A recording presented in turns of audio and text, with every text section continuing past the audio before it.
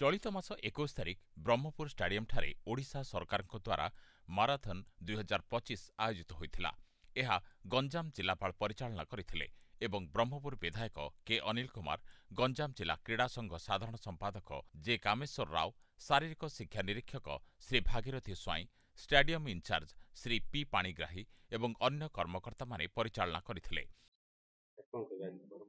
नमस्कार। आज आमर प्रिय प्रधानमंत्री श्री मोदी जन्मदिन उपलक्षे सेवा पक्ष चलती भर यहाँ गवर्नमेंट प्रोग्राम गोटे निशा मुक्त देश करने माराथन द्वारा आम गोटे मेसेज दबा चाहूँ आज युवपीढ़ी को युव शक्ति को कि निशा मुक्त भारत हवापाई प्रधानमंत्री चाहते माराथन ऑर्गेनाइज कराई द्वारा निशा मुक्तर मेसेज दवाई आज प्राय 2500 युवती माराथन चलती एमकेसीसी जी एमकेसीसी फिर रिटर्न एटिक आसवे।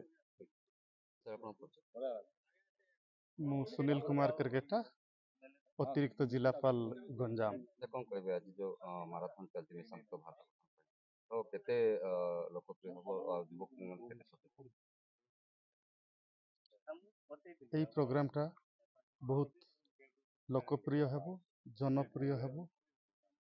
माराथन दौड़ निशामुक्त गठन भारतर प्रयास जो कार्यक्रम यहाँ गोटे वार्ता प्रत्येक नागरिक मान पाखरे पहुँचब। सर्वप्रथमे तो आमर ये ब्रह्मपुर जिले ब्रह्मपुर गंजाम जिलार नागरिक मान पाखरे वार्ताटा पहुँचू आ वार्ता पहुँचले निश्चित रूप से आमे जो प्रयास निशामुक्त भारत गठन करबा जाउछु आमे निश्चय सफलता प्राप्त करबे।